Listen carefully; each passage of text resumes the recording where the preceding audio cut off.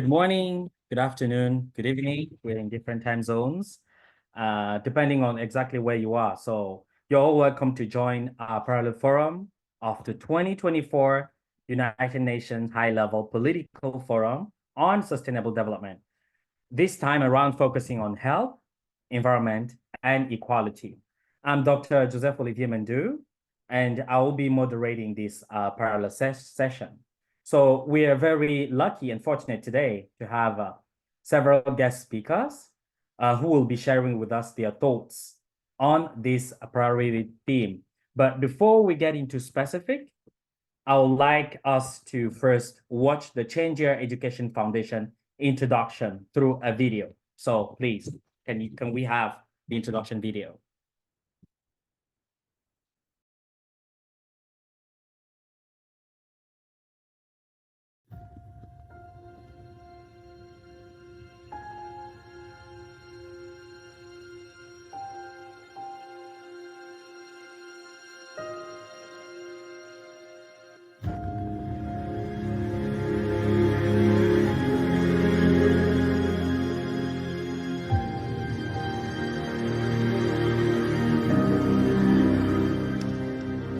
For carrying out multiple social tasks, such as drug control and AIDS prevention, mental health, sexual health, charity, and traditional culture.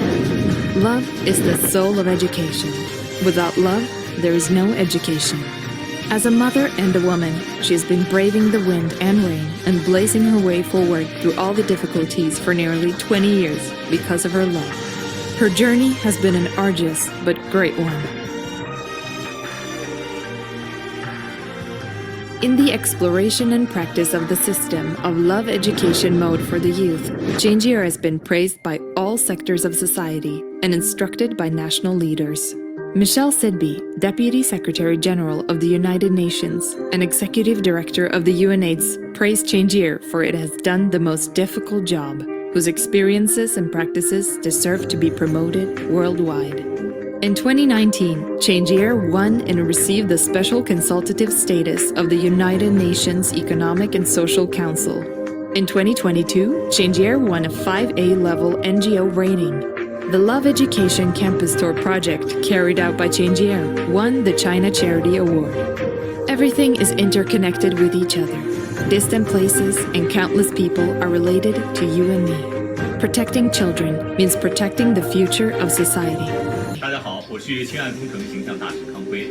大家好，我是氢爱工程防癌大使朱旭。我是氢爱工程爱心大使万茜。我是郑恺。大家好，我是张静初。我是梅婷。我是李丹雅。大家好，我是王琦。氢爱小屋，爱的教育。万间小屋，万方福田。It is better for everyone to donate 1 yuan than for one person to donate 100 million yuan. A little spark kindles a great fire. We believe that all small efforts will eventually converge into a torrent of great goodness. Guard every child's smile. Guard the innocence of every child. Guard all our children.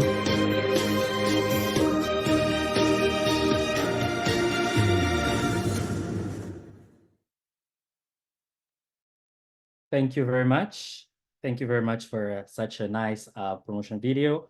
And first thing first, we'd like to invite our first guest speaker today in the name of Matthew Xinyan Lee. So Matthew is a junior high school student from Toronto, Canada. And as a musician who values self-expression and an advocate who fights against tokenism through leadership, he dedicates his time to one of Canada's most pressing issues, Indigenous self-determination. And today, he joins us to explore how Indigenous perspective on community and nature can inform our sustainable development strategies. He firmly believes that the United Nations is a platform where meaningful solutions are proposed, fostering both local and international growth. So we'll be having Matthew on video. So please, let's listen to what Matthew has to say. First of all, thank you for the introduction, and I am truly honored to be able to speak at the high-level political forum on sustainable development this year. About 2 years ago, during the summer of 2022, I had the opportunity to visit Hazelton, a village in British Columbia, Canada, home to indigenous nations such as the Gitxsan. With my school, we were hosted by an advocacy group in a forest trail who treated us with food and festivities. But we soon learned that they set up camp on that trail to prevent local logging companies from operating there. We realized that this territory was unceded, meaning it was never given up to the government, and that for the indigenous peoples of Canada, trees, like any other organism in nature, have a spirit in them. In order to take from nature and use nature's gifts, they first consult this spirit and ask for its permission. At that moment, I wondered whether this harmonious and reciprocal relationship with nature was what allowed these nations to live sustainably for more than 10,000 years before European colonization. Now, I wonder if the rest of us could do this too, if we imitated this approach. I'll divide my talk into 2 parts. Part 1 explains the global issues of poverty and sustainability from an indigenous lens, and Part 2 offers some solutions based on indigenous principles of living. The United Nations defines poverty as the lack of income and productive resources to ensure sustainable livelihoods, with repercussions of ill health, poor education, and social exclusion. At the national level, poverty is not being tackled from the right direction with the right rigor. Social constructs remain the driving force in perpetuating disparity. The marginalized, including women, children, and ethnic minorities, continue to face disproportionate consequences. And impoverished youth grow up no better than their parents, because when surviving today is not guaranteed, planning for tomorrow is irrelevant. Indigenous communities are some of the most severely impacted. Yet when we look at their definition of poverty, we see something completely different. For them, mainstream conceptions of poverty overemphasize material wealth and fail to recognize that poverty is a deficit in holistic well-being, which also includes mental, physical, emotional, and spiritual health. My point isn't that solutions to poverty shouldn't focus on ensuring financial security, but that our obsession with material satisfaction has worsened the very structures that create poverty. Consumerist attitudes have encouraged individuals to forget long-term planning and spend everything today. So a major step in the right direction would be to incorporate other indicators of wealth into our definition of wealth, so that even if someone is materially poor, they don't feel the same pressure of needing to earn more or possess more, because that isn't the only measurement of prosperity. Poverty is the focus for the first United Nations Sustainable Development Goal out of 17. The other SDG I'd like to spend some time on is that of climate action, SDG 13. The link between the two is clear. Certain efforts to combat poverty create more emissions, and climate change could undo these efforts by jeopardizing health and access to necessities. Climate action is also especially pertinent to indigenous peoples who strive to be stewards of the land rather than owners of the land. Yet when national governments claim to endorse sustainability, they really employ strategies of delay and deny. They delay the implementation of critical climate policies and deny their tolerance of emissions. Their narrative is that sustainability and economic equity can be achieved through just producing and consuming more and worrying about efficiency and corporate responsibility later. This simply doesn't work. Promises of economic growth in developing countries or improvement in efficiency does not justify pollution. And it certainly doesn't help that while there are UN frameworks and international climate agreements that point us in the right direction, their voluntary and non-binding nature allows corporations and governments to circumvent them. So how will the solutions I present to you be different from the countless great ones already out there? I will frame mine around 2 Cree principles. The Cree are an indigenous people in North America, and they abide by 7 principles by which they guide their morals and interactions with each other. The first one I'd like to highlight is Manachitawan, which emphasizes respectful relationships between all beings, animate and inanimate. This is the idea that the Forest Advocacy Group brought forth, that if humans treat the land in the right way, then the land will provide for humans and uphold their well-being. Therefore, all our solutions to the poverty or climate crisis must be based on the idea of land stewardship, reciprocity, and respect. The second principle is Satoskatoan, which means working together in mutual support for survival. Sustainable development cannot be achieved without all of our contributions. We must involve the communities most affected by climate change in creating solutions to it. We must involve the next generation and encourage them to do better than us. We must work across borders, across oceans, and around the planet if we want our actions to lead to results. The broad idea I'd like to push for is called defund and refund. What the victims of poverty and climate change are really missing is universal access to necessities and public services. A lot more can be invested into providing these simply by defunding the services that don't serve the people. We should shrink police budgets, as was successfully done by 20 US cities in 2020, from which at least $160 million were used to refund community programs. We should phase out fossil fuel subsidies, as has been done in the Philippines, Indonesia, Ghana, and Morocco. We should defund the military, prison systems, and border security, and build supportive systems that actually deliver safety and security.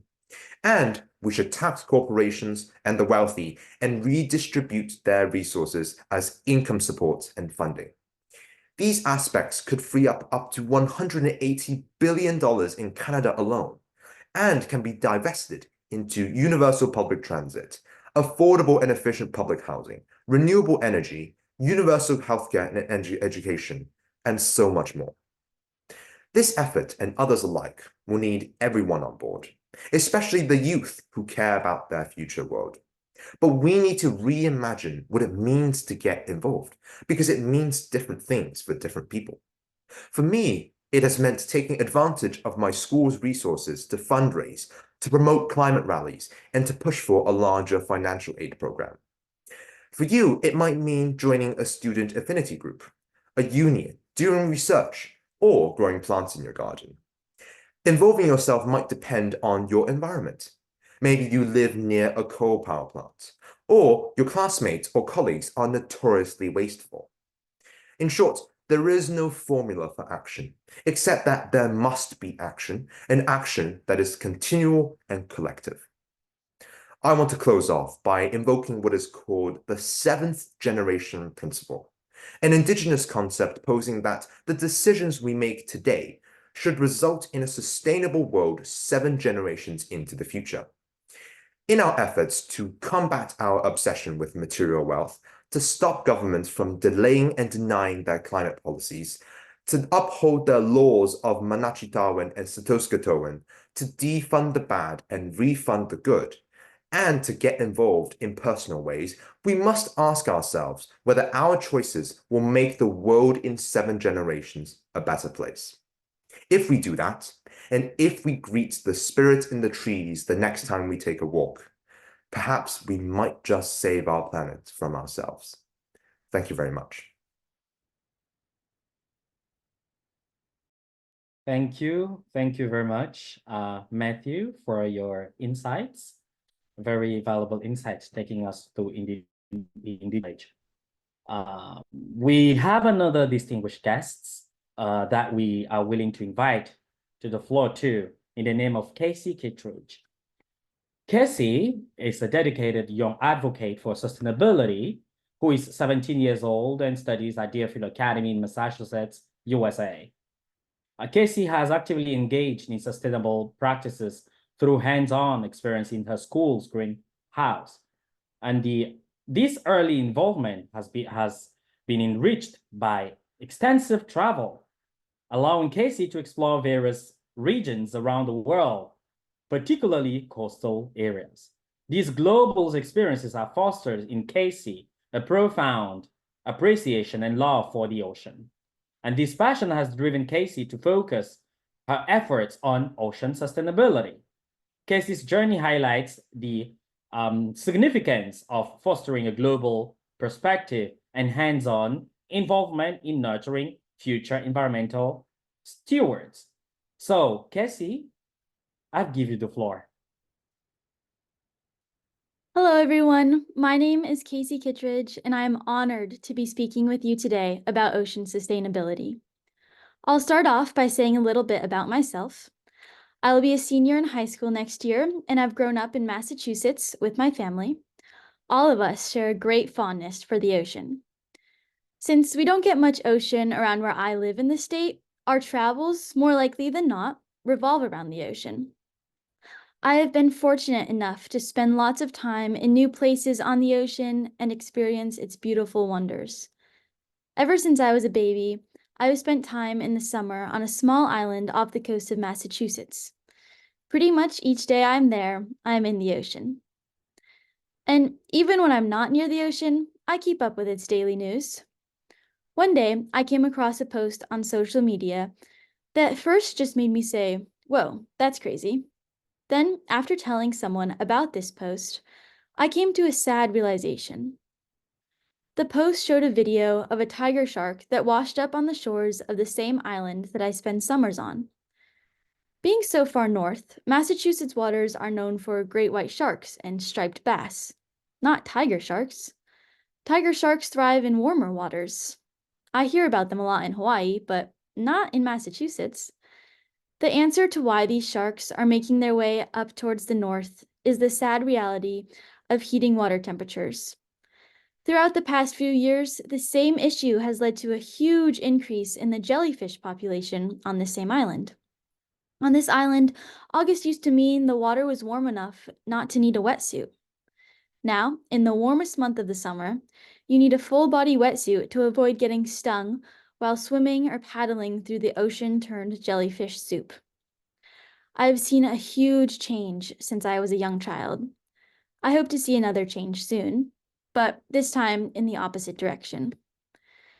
The increase in water temperature is a direct result of the pollutants, like carbon dioxide, that humans are producing. The actions and products of creating these pollutants is a sabotage to humans. A huge portion of the world's population have livelihoods that rely on clean oceans. And as a matter of fact, every single person's health and well-being relies on clean oceans. The ocean is basically the sponsor of humanity's future. We must maintain this sponsorship. The ocean won't keep supporting us if we don't keep supporting the ocean. And the ocean will ultimately be fine. It knows how to survive without the help from humanity. But in the meantime, we need to understand that unless humans, especially the youth, take action, we will find ourselves in great trouble. The kind of action I'm talking about is not just speaking about the issue and spreading awareness. Ironically, that's exactly what I'm doing right now.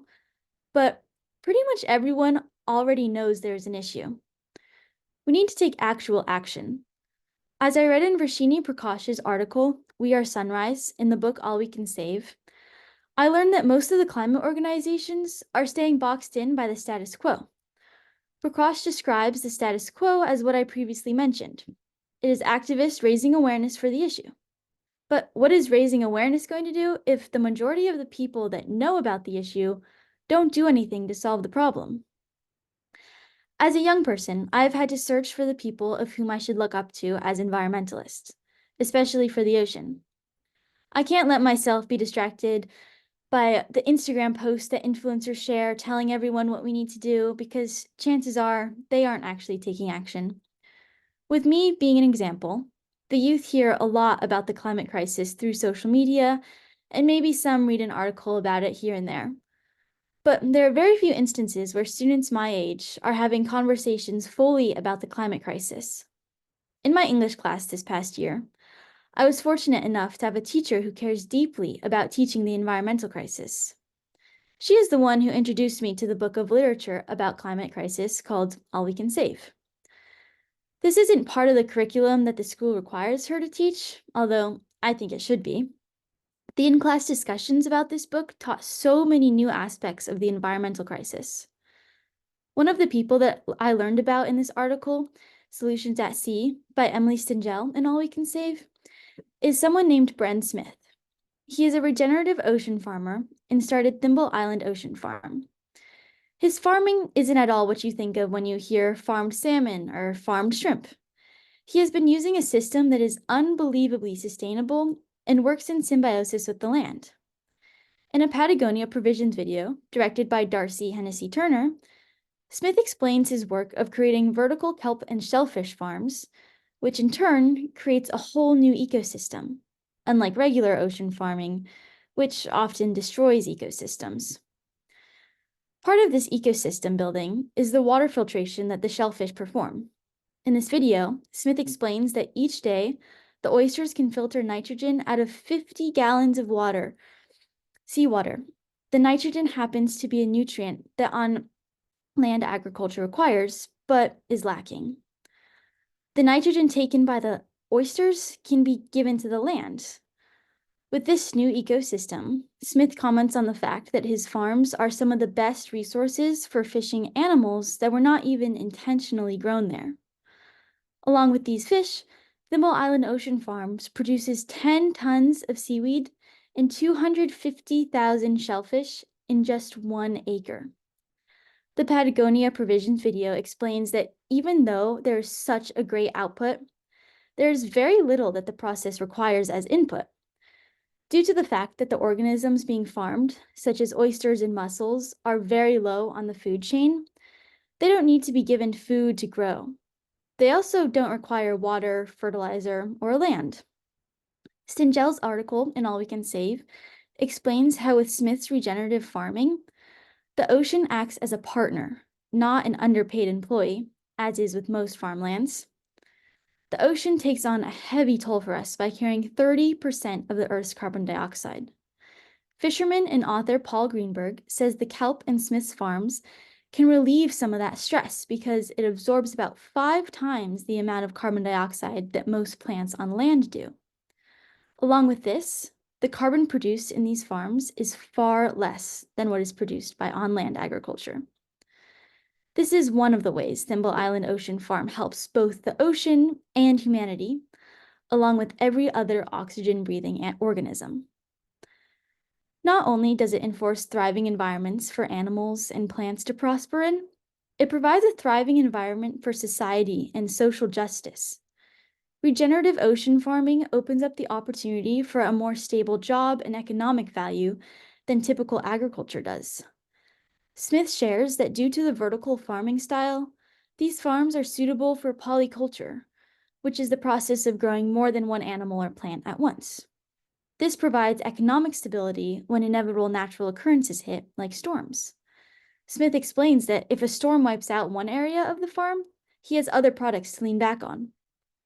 Thanks to Smith's actions, these job opportunities aren't limited to only people who know how to ocean farm. He is a founder of the nonprofit organization called Greenwave, which trains younger generations and new farmers how to farm regeneratively in the ocean.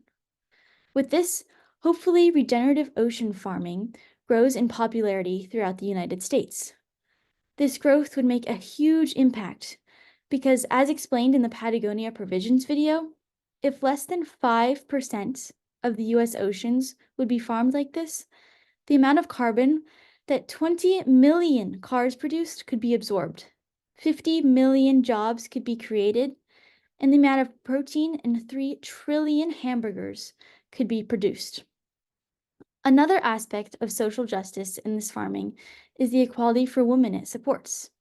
In a historically male-dominated industry, females, all of whom come from numerous backgrounds, are taking the steering wheel. Given his many accomplishments, Smith's work is something to look up to in a society of humans and of nature. I know many people, especially younger generations, are not as fortunate as I have been to receive education about the climate crisis and learn about people like Bren Smith. I have received this education both from school and from life experiences. I hope that sustainability starts being taught in school systems at a young age, And I hope that sustainable practices are incorporated into the new generation at an even younger age. Sustainability should become a lifestyle for everyone, not just a unit in school. I almost can't believe that my junior year of high school was the first time that one of my classes seriously focused on the climate crisis. But nonetheless, I am grateful for this to have started somewhere and to be able to share my knowledge with you. Thank you.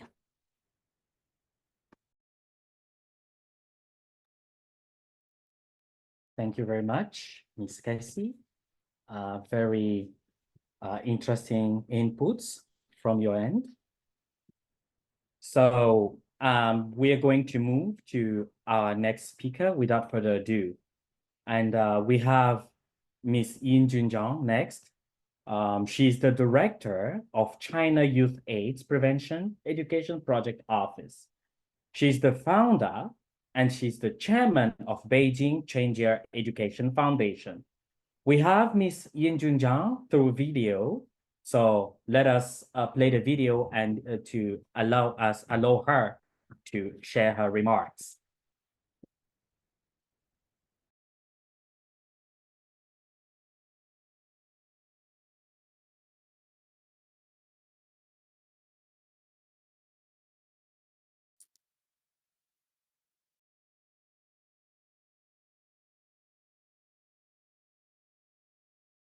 Your Excellencies, distinguished delegates, ladies and gentlemen, for the past 20 years, I have been engaged in global AIDS prevention and education through charitable and public welfare efforts. This global public health initiative is closely linked to health, environment, and equality. Discrimination against AIDS patients is one of the greatest inequality worldwide and poses a significant obstacle to eradicating the epidemic. The vast difference in national foundational conditions of AIDS, including health policies, hygienic situation, prevention and treatment, and blood donation and management system are key factors that contribute to the continued global spread of AIDS. Health not only involves the health of human and various organisms, but also the health of the Earth's environment and even the atmospheric environment. Addressing this issue requires global cooperation. However, my focus today is on the global environment needed for the success of philanthropic and public welfare efforts. Globally, there are various public organizations, yet there is no global public organizations dedicated to philanthropy and public welfare, neither global conventions on philanthropy and public welfare. This is the crux of my speech today. Throughout the progress of human civilization, there have always been passionate, sincere, courageous, and selfless individuals dedicated to alleviating human suffering. These individuals form various charitable and public welfare organizations, addressing diverse crises and suffering, embody human goodness and conscience. International organizations such as the International Committee of the Red Cross represent these efforts, but they are not sufficient.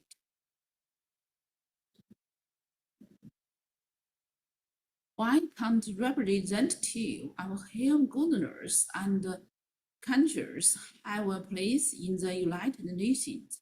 why can't the United Nations establish international conventions on philanthropy and public welfare? A search for such conventions online yields no results. Perhaps this reflects my limited knowledge, or perhaps such conventions don't exist. Or if they do, they are not well publicized and lack public attention. This is a significant issue concerning the global environment for philanthropy and the public welfare. I bring this to your attention in hope of garnering significant attention and concern from the United Nations and the international community. The Chinese government has been improving policies and regulations in this regard, but the efforts of the second country are insufficient. I hope this matter will draw the attention of the United Nations and be included in its public agenda. I'm struggling to establish a university, which I named the United Nations University of Maternal Love. Yes, I acknowledge this is a broad idea, but I have my reasons. The United Nations currently has two universities, the United Nations University and the United Nations University for Peace. So while the United Nations University of Maternal Love, initiated and led by charitable organizations, as a mother, I firmly believe in the great power of the maternal love to save our endangered world.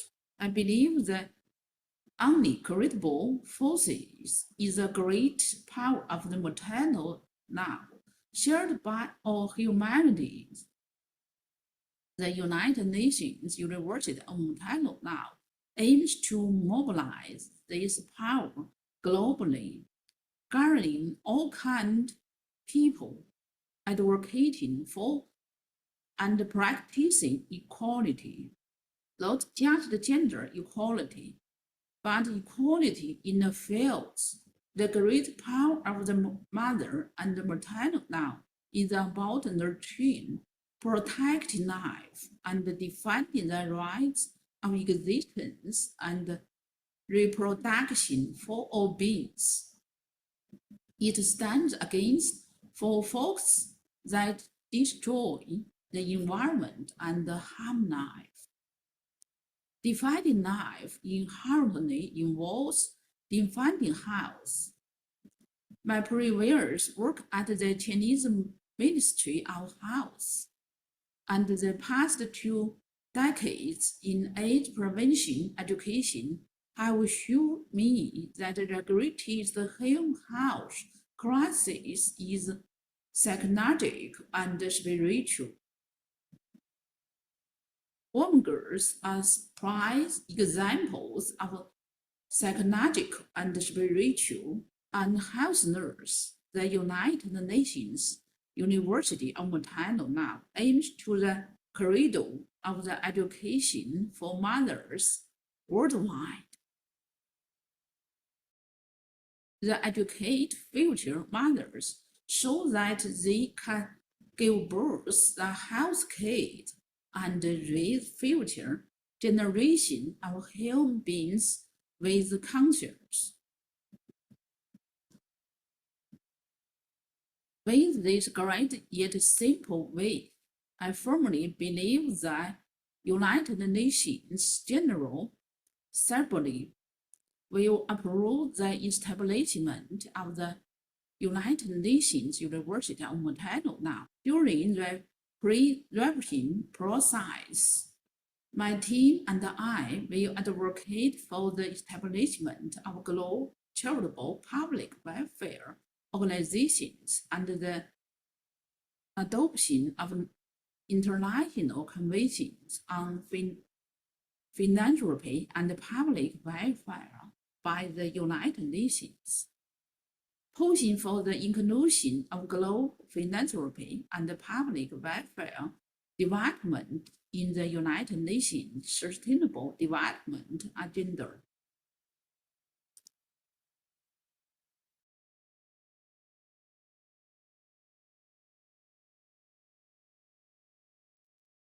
Okay. Thank you very much.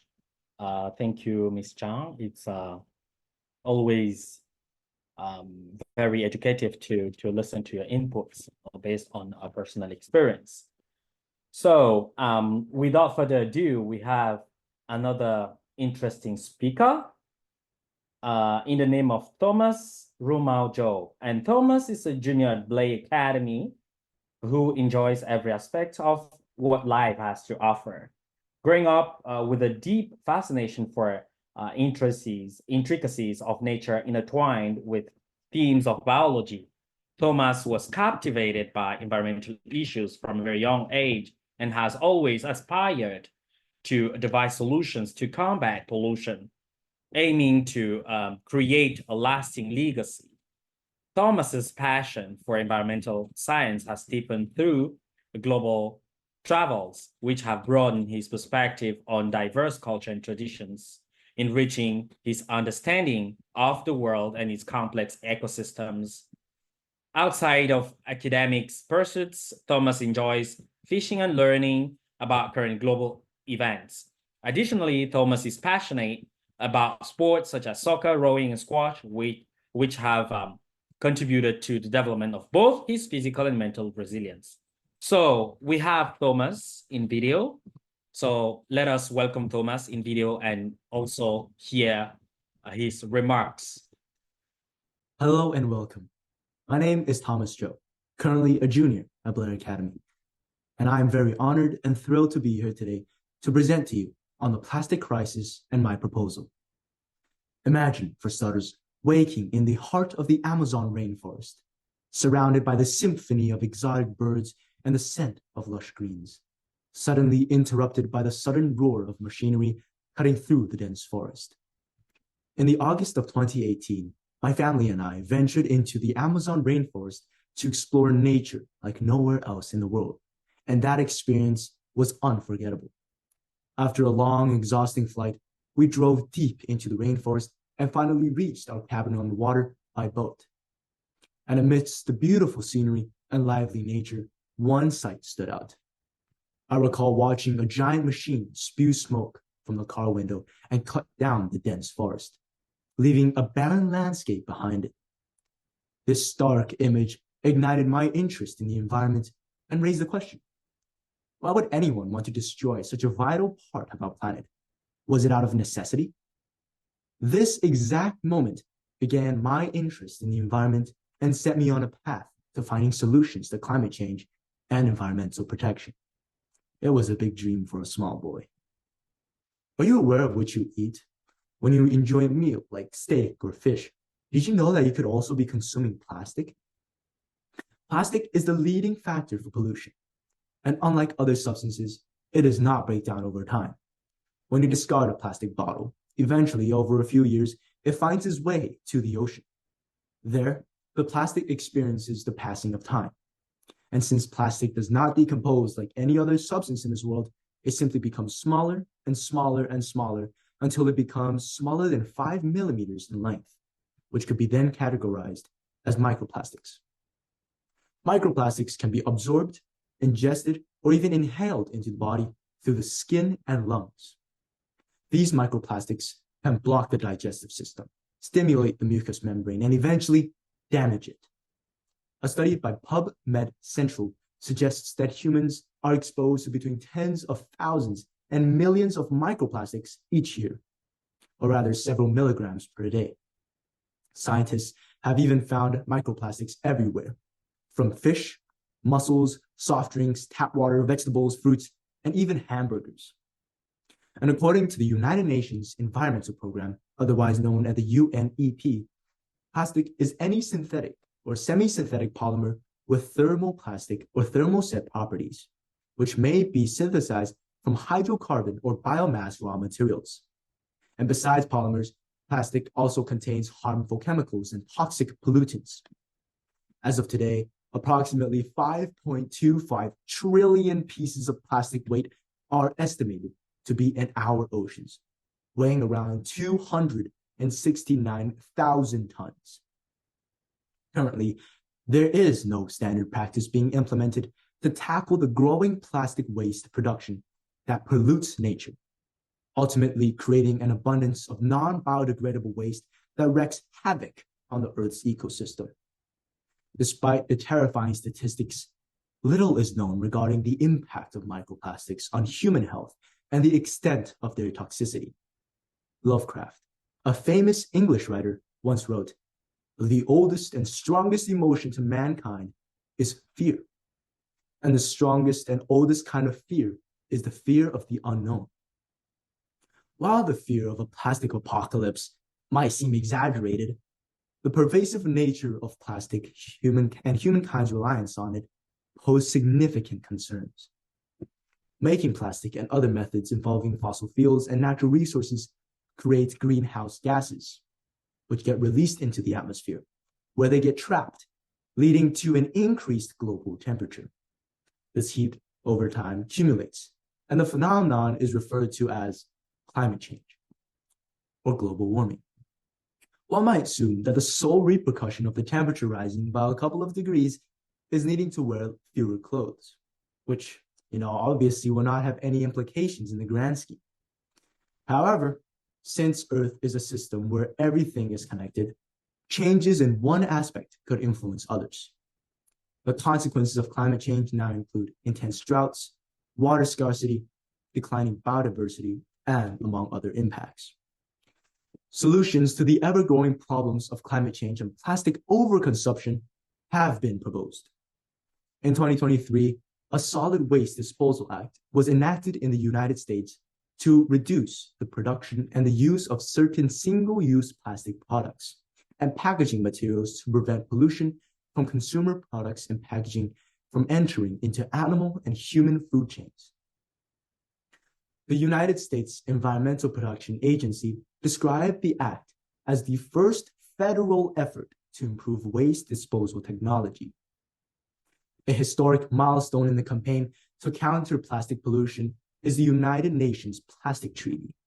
In March of 2022, hundreds of country leaders and environment ministers of UN member states endorsed a historic resolution at the UN Environment Assembly in Nairobi, aiming to end plastic pollution and forge an international legally binding agreement by 2024.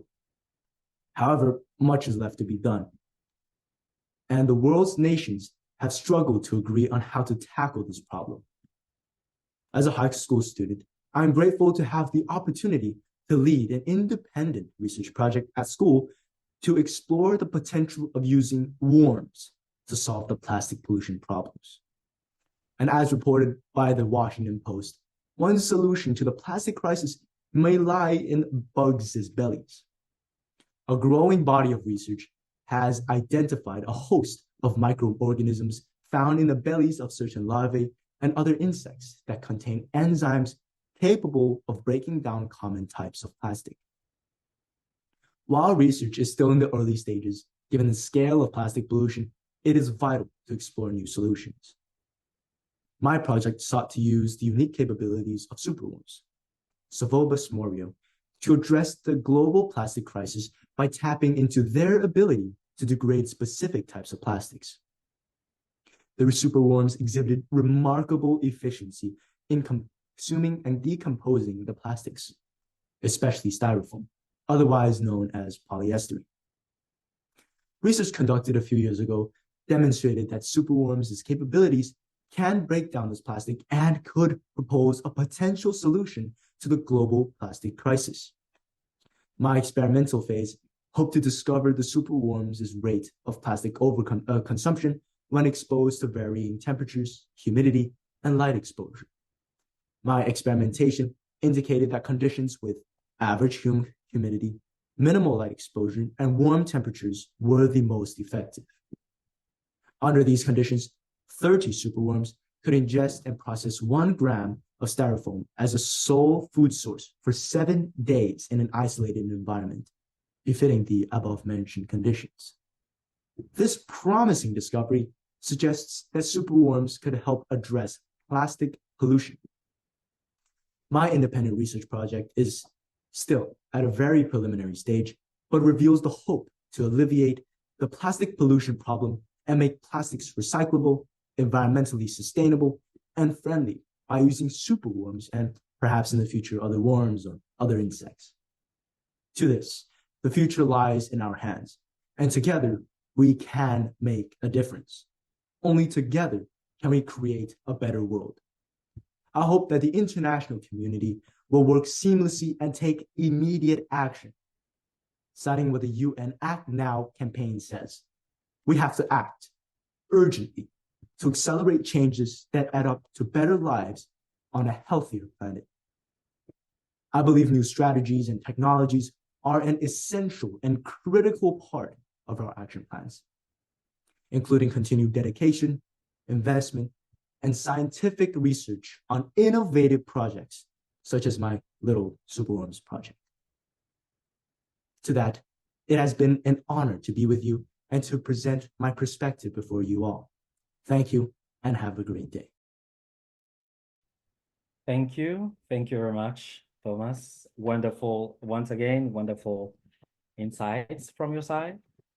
So as we're going further, we have another guest speaker who will be taking the floor to share us his point of view on the topic, but from the perspective of the African continent, and that will be Tungamirai Eric Mupona.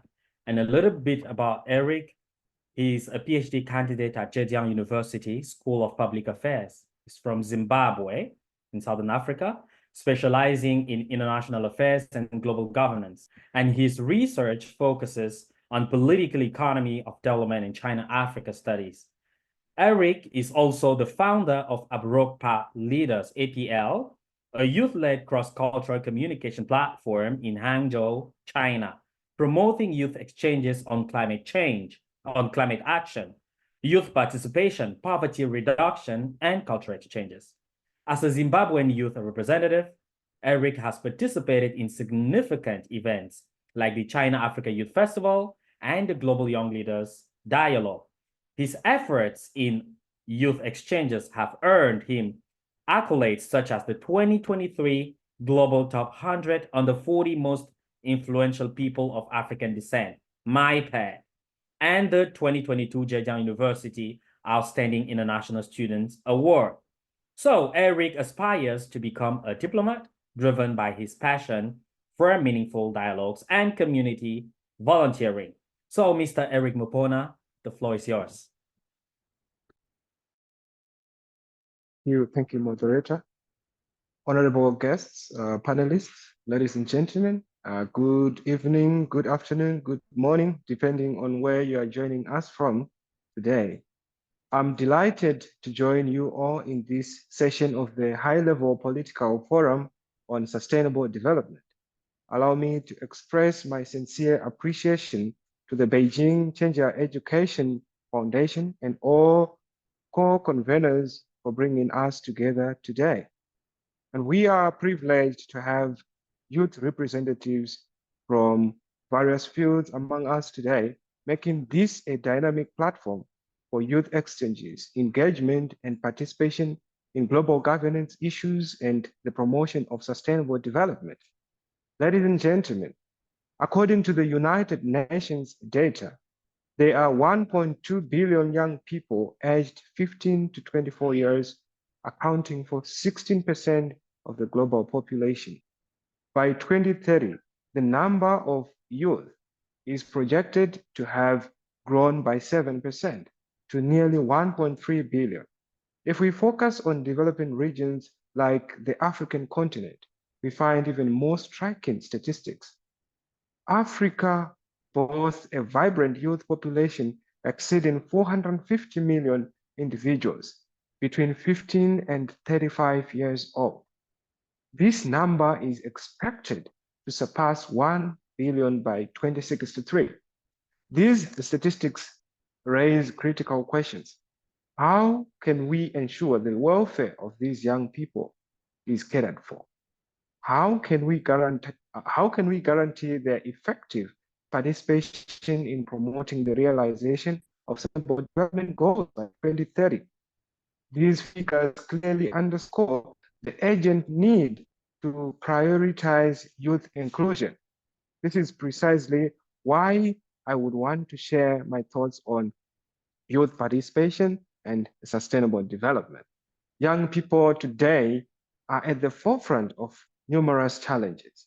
In discussions about the sustainable development, I'm sure climate change is undoubtedly one of the most pressing non-traditional security threats we commonly face.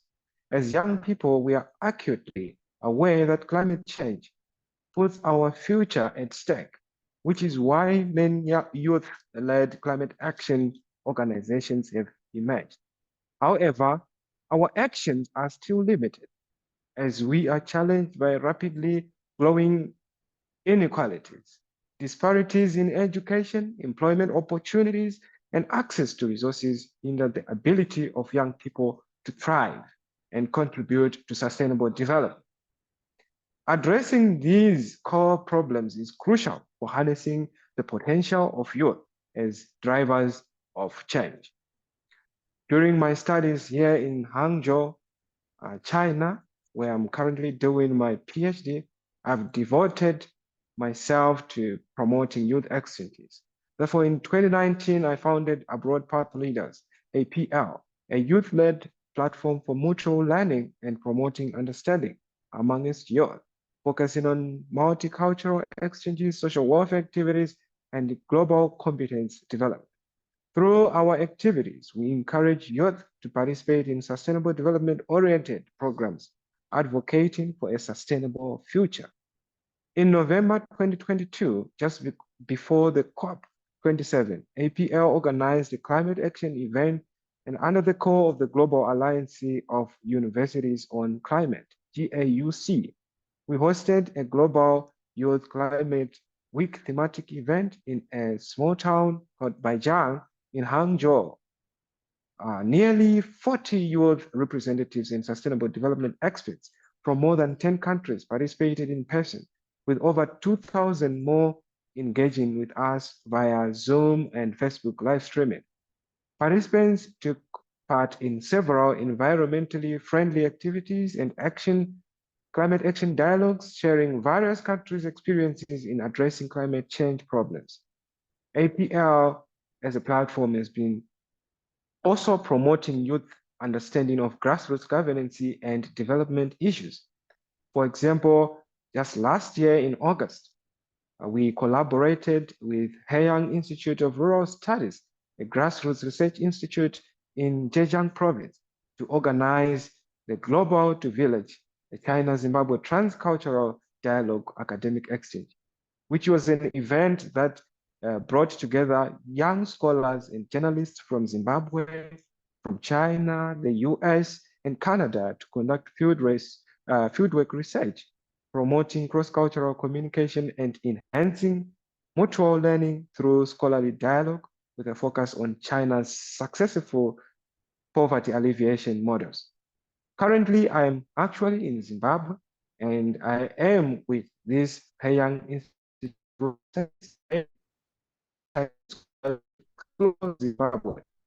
We visited many villages and schools, fieldwork, how it impacts people's lives, especially the younger generation in the developing world. In these rural primary schools, we have observed shortages of clean water, study resources, and an unbalanced teacher-student ratio. Some children travel more than 10 kilometers daily to reach their schools, raising concerns about their physical and mental health.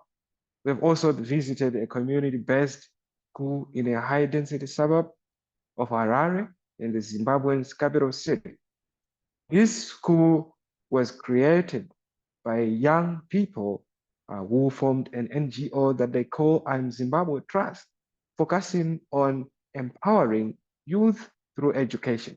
Some students were once street children. They were street kids and now brought into classrooms. Despite lacking complete infrastructure and resources, the school hosts over 300 students from kindergarten to secondary education. All enrolled students receive free education and meals with resources gathered through donations and sponsorships from local businesses, international organizations, and individual contributors. As this Zimbabwe community-based school demonstrates, young people have solutions but are often unable to fully implement their ideas. I urge both the public and private sectors to support these youth-led efforts and help us to realize our dreams. I would like to conclude with a Zimbabwean Shona proverb. Kuturika denga remba kubatrana. Putting on a roof on the walls of a heart requires joining hands.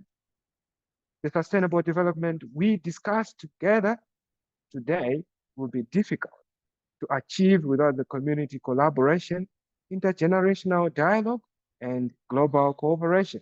Addressing common problems requires devising common solutions. To all the young people that are here on this platform today, the time to act is now, and promoting sustainable development begins with me, begins with you, and begins with all of us. Thank you very much.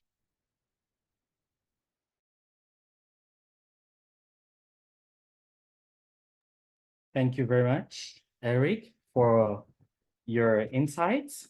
Also very inspiring from your personal experience and the work that you've been doing.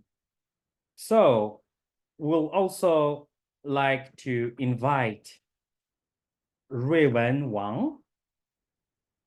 We'll invite Ruiwen Wang to share also with us his point of view on this topic, and a little bit also about Ruiwen. He's an environmental science enthusiast with a passion for ESG principle. He combines his love of nature with a keen interest in photography to capture the beauty of the world around him. Ruiwen is a huge soccer fan, founded a fan club with over 300 members, and he regularly shares his insight and fosters a sense of community in online forums and offline communities. Through his commitment to sustainability, the arts and sports, Ruiwen inspires others to appreciate and protect our environment, focus on developing human rights, and connect through shared interests. So, Mr. Ruiwen, I give you the floor. Hello, everyone. Today is a great honor to have the opportunity to discuss about empowered individual action for climate change. Despite the belief that climate change is distinct subject require national and political action, everyone has action power. We know we can significantly impact the environment together. Not because we are too tiny. Even tiny activities can help fight climate change. This means that individuals can make a difference in the climate change struggle. Government, business, and individuals must fight climate change. Around the soccer session made me realize how important, urgent, and relevant global warming and our environment are. That practice helped me recognize how significant the environment is to me and my connections. On the first day of soccer practice each semester, my teammate says, "Hey, it's hotter this year than last year. The grass has gotten harder." I thought seriously about the simple words. The sunshine sweltering summer afternoon has heat waves filled the air. My bodies and I were training in the heat, sweat dripped from our foreheads onto our shirts. I feel during the scramble and felt intense pain. I understood then that acne was worse than before. Sitting on the ground, I gazed at dry, brittle grass, wondered why it got so complicated. Coach grabbed me and rubbed my shoulder. "Be careful, it's hot." I nodded and stared at daisy sunlight, more anxious than ever. As the temperature got hotter eerily, the soaring heat drained the moisture of the grass, making it harder as a rock. This effect our training and make us more intuitively sensitive to environmental changes. After training, I sat in the locker room thinking about the site, and my heart raced. I suddenly understood that climate change has altered our lives. I heard my teammates' criticism and started thinking about how to handle this problem, start with me, and get interest in environmental causes. In my subsequent daily life, I have encountered several issues contributing to climate change. These problems are not remote or abstract. They are part of daily reality that require attention and action. First, food waste. At school, we see all food brings thrown away daily, which can lead to greenhouse gas emission. Since a lot of energy is used in food production, processing, transportation, and storage, if this food goes to waste, all this energy is being consumed pointlessly. Food waste also leads to the waste of vast amounts of natural resources. Producing food requires large amounts of water, land, and fertilizer. Food waste also leads to the waste of large quantity of natural resources, since food production needs a lot of resources such as water, land, fertilizer. If food is waste, it is a waste of these resources. Secondly, to meet this growing demand of food, many forests across the globe are being cut down to create farmland. However, much of the food produced ends up being wasted. Finally, every part of the food supply chain, from farm to fork, require energy, including growing, harvesting, processing, transportation, refrigeration, and cooking. Suppose this food goes to waste.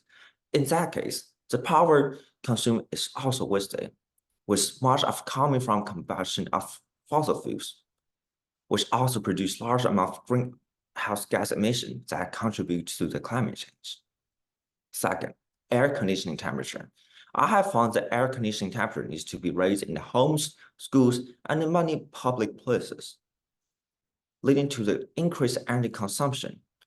Air conditioning requires much electricity to run, and electricity production relies heavily on burning fossil fuels such as coal, oil, and natural gas.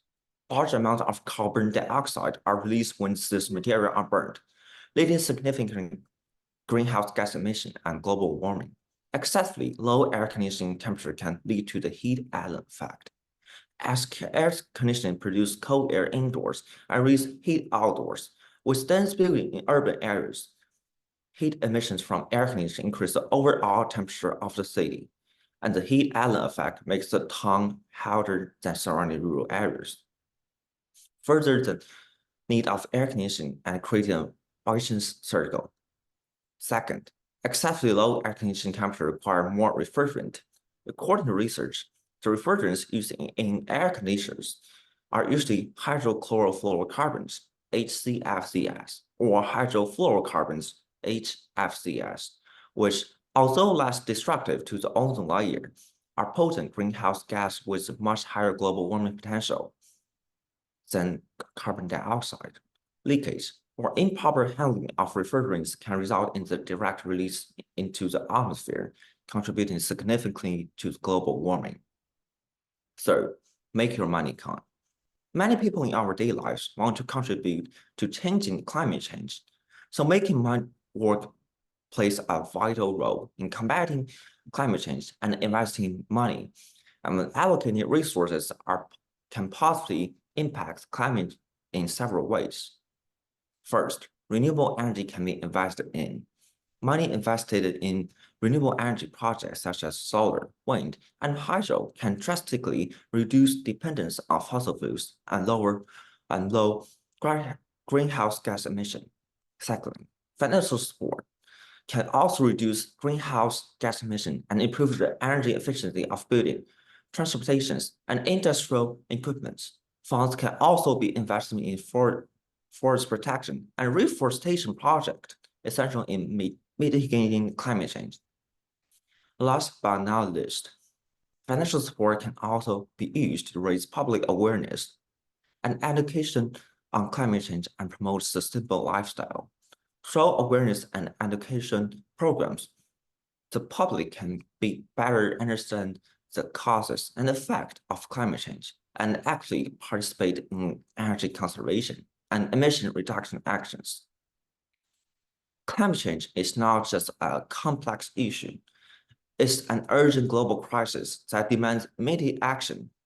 The solution requires everyone's joint participation and efforts. Today, we must take practical action to promote sustainable development and reduce our carbon footprint with a high sense of responsibility and scientific approach. We can only protect the Earth's ecosystem through global cooperation and individual efforts and create a more livable, prosperous future for future generations. Let us work together, starting now, to build a green and sustainable world and realize the harmonious coexistence of humankind and nature. The time for action is now, and your role is crucial. The urgency of the climate change crisis should motivate us all to act swiftly and decisively. Thank you.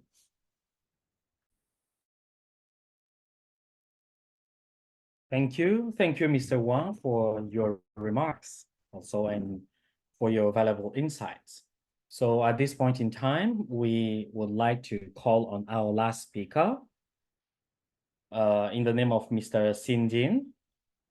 He founded actually the Swedish Education in 2001, steadfastly adhering to the philosophy of personalized education and focusing on exploring innovative educational models. And over the course of more than 2 decades, the company has grown into a comprehensive educational and cultural industry group, synergistically developing in areas such as general education, vocational education, cultural reading, and the integration of medical and educational services. Drawing from his extensive experience in the education sector, Mr. Jin Xin recognized the urgent need for quality educational resources and the reintegration in schools and society for children with autism in China. In 2021, he led the company to expand into the field of autism rehabilitation. Currently, Swedish Education has made significant contribution to development of social, economic, education, and public welfare in various regions of China. So we have Mr. Jin Xin in video. Please let us welcome him. Ladies and gentlemen, I would like to show my sincere gratitude to the host of this conference. Today, Xueda Education Group, a company advocating personalized education, would like to discuss how to promote the fairness in education for autistic children through health and education partnership.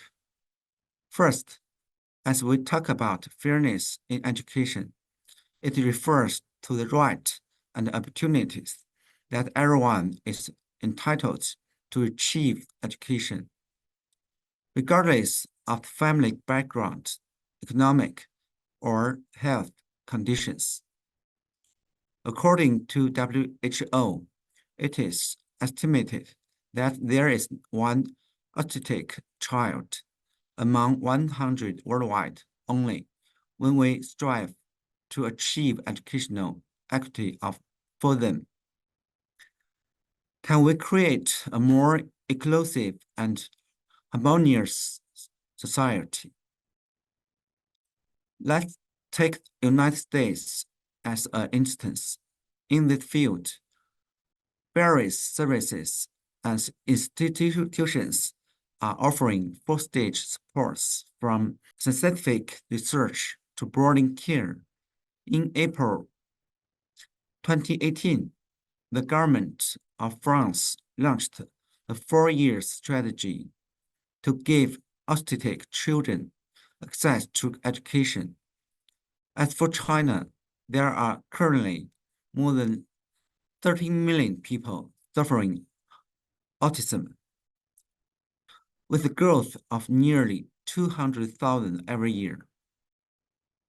In some developing countries of regions, autistic children are still facing a huge educational gap due to limited resources and insufficient awareness. Here, we want to mention a the concept of health and education partnership. For promoting fairness in education for these autistic children, we believe optimizing the intervention model which connects hospital, family, and schools is very important for improving medical service and technical for them.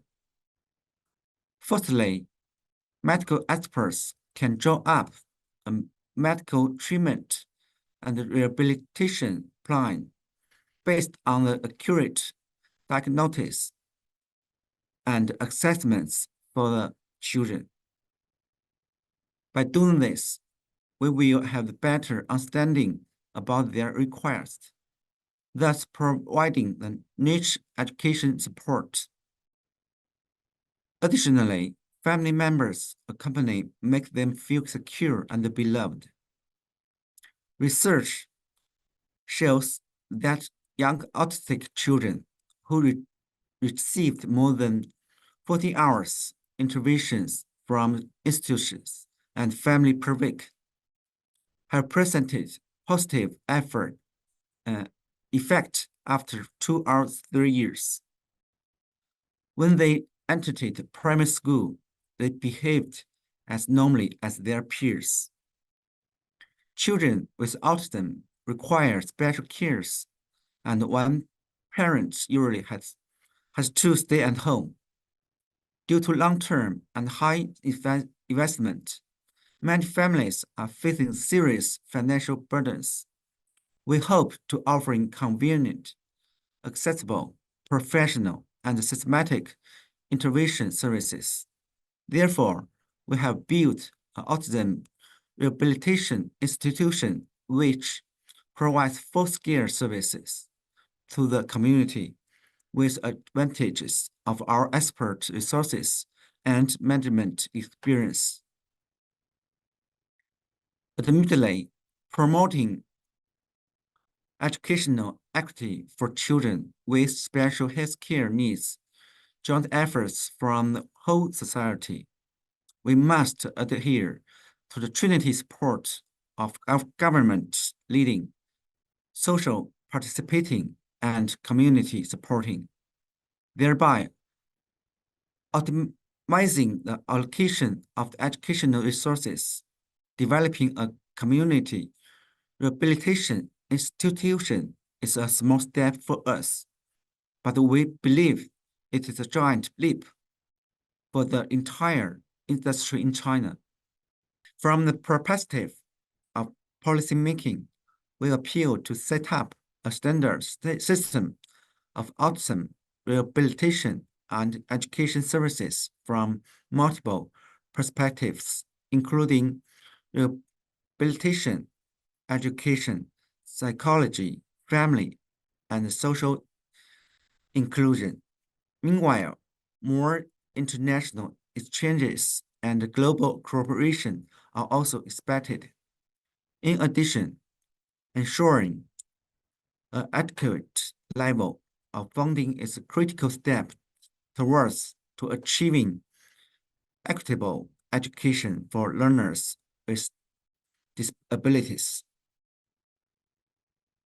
As a part of social resources, institutions like us should devote all the efforts to provide the pathway of joint education, further providing resources to ordinary schools, special needs education schools, vocational schools.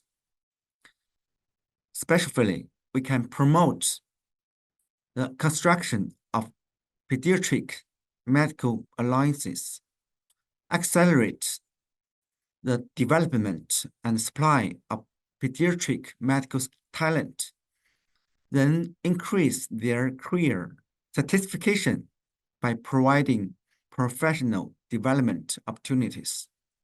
Also, we can actively combine emerging technologies like VR and AI to enrich the learning and rehabilitation experience for autistic children.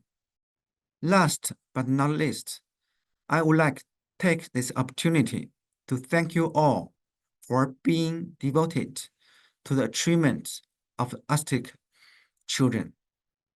Let's make joint efforts to explore more innovative and efficient service models based on the integration of medicine and education, and have more children embrace a brighter future.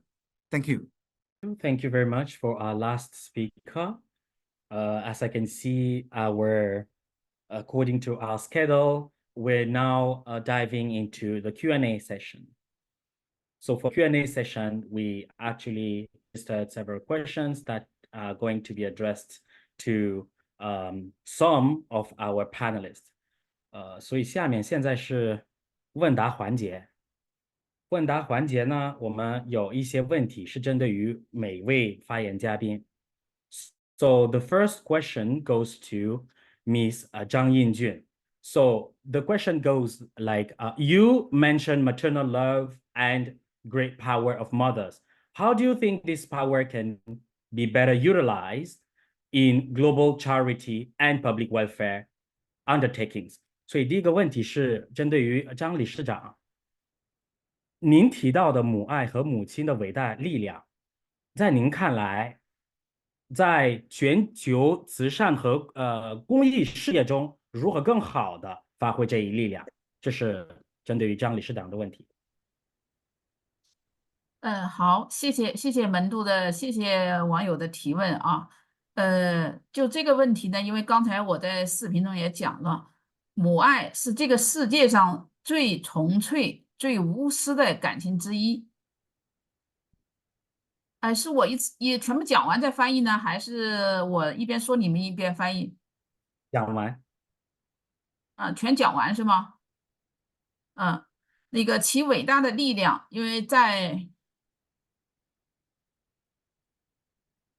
我这个一边你们提供更高质量的什么？请确认你的发言。易于保存，这是什么？我说能听到吗？可以。刚才那我就一个把它全部说完，这意思回答完，你们再翻译，好吧？母爱是这个世界上最纯粹、最无私的感情之一。其他的伟大的力量在全球慈善和公益事业中发挥着不可估量的作用。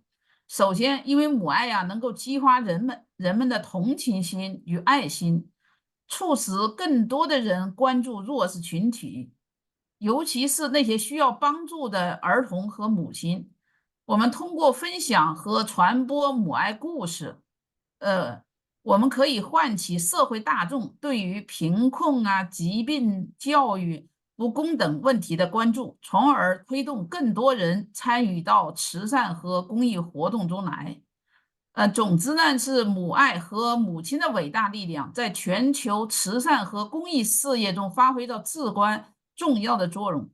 如果我们一起积极的努力，可以更好的发挥这一力量，为弱势群体提供更多的关爱和支持，推动社会的进步和发展。我回答到这，谢谢。Okay, so I actually mentioned some aspects of to answer to this question. I actually mentioned some aspects in my speech, but I do believe that mother love is selfless, and mother love actually can provide great contribution to actually our respective engagement with with mothers, with the weak, with people, the needies, because mother love, with the contribution of everyone, and also with sympathy towards the needies, we can actually make great contribution to children, to the needies, and we can also mobilize many resources, to make a greater contribution. So as I mentioned in my speech, I urge us to work together to show some love, to show some sympathy towards the women, towards the children, towards the needies. 好，谢谢。第二个问题 ，OK, thank you, 谢谢。第二个问题是米莱，您访问在哈拉雷社区学校在资源有限的情况下，为300多名学生提供了免费教育和免费教育和粮食。你认为其他社区可以从中借鉴哪些经验？So Eric, you visited community school in Harare, Zimbabwe, where the community school provide free education and meals to more than 300 students with limited resources. So what lessons do you think other communities can learn from that?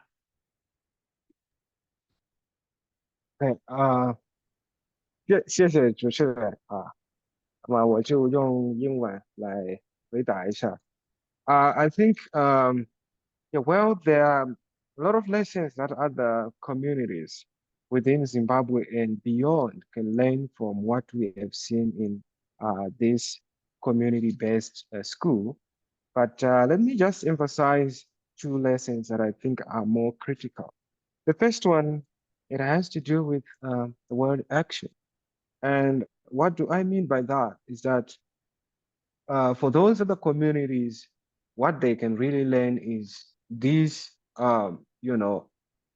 push to action, regardless of whatever resources that you have. You might be having limited resources, but it's very important that you act and you work with what you have. That is this kind of an improvisation, which I think I've seen there. It's something that any community, be it in Zimbabwe, be it in the US, be it in China, be it in any other country, it is workable. And secondly, I think this is beyond the community itself. It has to do with policy. I think as we are aware that there are government schools, public schools, there are private schools, but then these are the model of schools that we have seen in this little community that is a community-based school. It's a different model that really lacks resources at most of the times. So what I think is that for these kind of schools, there is now need for governments in different countries to devise policies to support community-based schools. And also, as I've mentioned whilst I was presenting my sharing that, I think there's need for what we can call maybe public-private partnership in fostering the development of community-based schools. Because they lack infrastructure, they do not have a very stable source of funding. So if a donor this year says, I'm donating this amount of resources to this school, and then it doesn't guarantee that this very same donor is going to donate those resources again next year. So there is need to institutionalize these community-based schools. And this, I think, it's something that also other communities, whilst they are learning experiences from the community-based school that I just mentioned, they can put this into consideration to go and try to lobby for influencing government policies, be it local government or the national, depending on the landscape or the governance landscape of your countries. So this is what I think. Thank you, moderator. OK，所以米来说，主要是2个大方面哈，就是可以借鉴。第一个是行动，他的意思是他在哈拉雷发现，无论有多大的资源，也可以发挥一定的作用的啊。所以不管是你资源有多大有多小，同样也可以发挥一定的作用。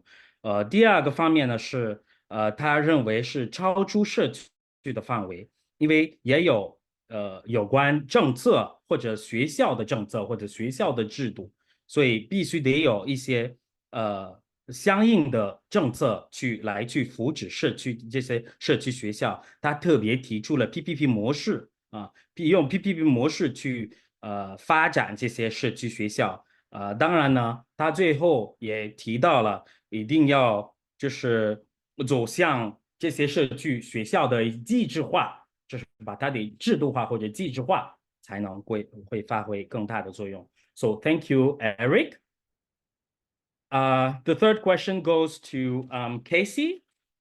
What role do you see social media playing in both raising awareness and encouraging actionable steps towards ocean sustainability? 你认为社交媒体在提高意识和鼓励采取可持续措施，实现海洋环境可持续发展方面发挥什么样的一个作用？ Like I said in my speech, social media is a major way for activists to communicate solutions, and I think it's a really important because it's an everyday thing for a lot of people, especially the younger generation. So it can be an everyday reminder of the climate crisis and an everyday reminder of what we need to do in order to move forward to the solutions. But I also mentioned that there can be some misleading things on social media about the climate crisis, so it's just important to stay aware of those things. But I'll give one example of how social media could be really helpful in sharing solutions. And this is a story from the same island that I talked about in my speech. There was an issue with the eelgrass and the scallops, and the scallopers were not getting enough scallops to support their livelihood. And they did some research and they realized that it was fertilization on mostly like house lawns that was running into the ocean, and that was destroying the eelgrass and therefore limiting the resources to scallops and for their survival. And so they created a ban for this fertilizer on this island, and now the scallops and the eelgrass are doing a lot better than before. And social media can be an outlet for sharing that solution to other communities that may be experiencing the same exact issues, especially up along the coast of the US and in similar areas. So in that way, I think that it can be really helpful in sharing what we need to do to help our environment. OK，它主要的是说媒体是沟通的主要的渠道，特别是在青年群体是非常普遍的，所以也有很多，他也提出也有很多的一些信息的鸿沟，所以通过媒体的渠道也可以去摆平这些信息鸿沟。他举了一个在他演讲当中的一个一小岛的例子哈，因为那边是产海扇，所以呢，因为在那岛里面呢，他们用的肥料比较多，结果对于这些海扇呢有害，所以呢通过借助媒体的力量呢，结果到最后是就是当地的政府去把这个禁止肥料的这个用量，它是让老百姓们就是减少他们用肥料的这个亮度哈，所以说他总结是说媒体是一个非常大的力量，也是可以通过媒体去把信息给散发到这个社会里面去摆平或者去减少一些信息的鸿沟或者一些无知。Okay, so the next question goes to Mr. Jin. 您是否有与国际机构交流合作的经验？如果没有的话，您有哪些具体的计划来推动这一合作？ So the next question goes to Mr. Jin Xin. Do you have any experience in exchanges and cooperation with international institutions or international organizations? If not, what specific plans do you have to advance this collaboration? Okay, I will answer the question in Chinese. 谢谢。那么在国际合作方面呢，我们有专门的这种一个医疗健康的板块公司叫做千亿健康那我们也在积极的同全球的专家学者进行交流希望了解我们各方在孤独症诊疗领域的前沿学术成果和临床的实践。那么在今年4月份我们联合我们在美国的合作伙伴我们举办了一次中美关于孤独症儿童康复的一次学术论坛。那么在这个论坛当中呢，我们邀请了8位来自于全球的孤独症康复领域的知名专家和临床医生，探讨了如何通过专业机构和家庭生活训练形成合力，指导家长如何调整对于不同年龄段的孤独症患儿的教育方式，帮助孩子们提升日常生活技能和社会适应性。另外，还有在基因分析、药物研究、测评方式、干预方案等方面进行了探讨和未来的展望。那么未来呢，我们也期待能够和更多的国际的优秀的合作伙伴开展合作在畅通沟通的渠道的同时呢，我们努力为有需要的孩子和家庭提供不断升级的高品质服务那在这方面我们也是非常希望也借此机会能够希望跟更多的国际上的相关的专家学者包括机构能够携手合作为中国的乃至世界的孤独症的儿童提供更好的帮助谢谢。Okay, so when it comes to international cooperation in particular, we do have a company that is involved in health or pharmaceuticals. For example, in April, we work with a U.S. partner organizing a children healthcare related forum where actually the aim was to build the capacity of parents to improve the life or health condition of the children. So we'll also seize that opportunity to invite more international organizations, more international partner to work with us involving into children healthcare. So thank you, Ms. In. The next question goes to Raven. What steps can schools take to reduce food waste and its impact on environment? 学校可以采取哪些措施来减少食品浪费及环境的影响及其环境的影响对环境的影响 So 瑞文 this is the question for you. Thank you for asking. I will answer this question in both Chinese and English. Schools can reduce food waste by implementing portion control, offering customized serving size, and encouraging students to take only what they will eat. And I think educating students about food waste, its environmental impact, can foster mindful consumption, collaborating with local food banks to donate surplus food can help reduce waste. Additionally, conducting regular audits of food waste can identify areas of improvements, track progress over time. And implementing this step can significantly decrease food waste and its environmental footprint.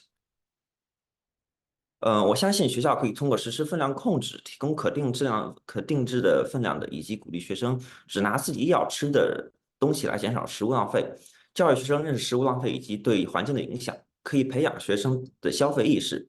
与当地的慈善部门合作捐赠剩余的食物，也有助于减少浪费。此外，对食物浪费进行定期审核，可以确定需要改进的地方，并跟踪一段时间的进展情况。采取这些措施可以大大减少食物浪费以及对环境的影响。谢谢 ，Thank you. Okay, thank you very much. I think we exceeded by 8 minutes, so for the Q&A sessions, that will be it. So I would like to thank you on behalf of the organizers, the Change Education Foundations, for you two being here, even if we actually exceeded in time. That was a very rich discussion, especially as we're preparing the Summit of the Future. So we hope to have similar engagement in the future, and we hope the assistants or the audience actually learned a lot, both through questions and through listenings. So thank you for the organizers, and thank you to the teams, the interpreters, and also to our panelists. So thank you very much, Ms. Zhang. Thank you very much, Emma. Thank you very much. Thank you all, and thank you. See you, Mando. You on the next Spiral Forum. Thank you. Thank you. Bye bye. Thank you. Thank you. Bye. Thank you.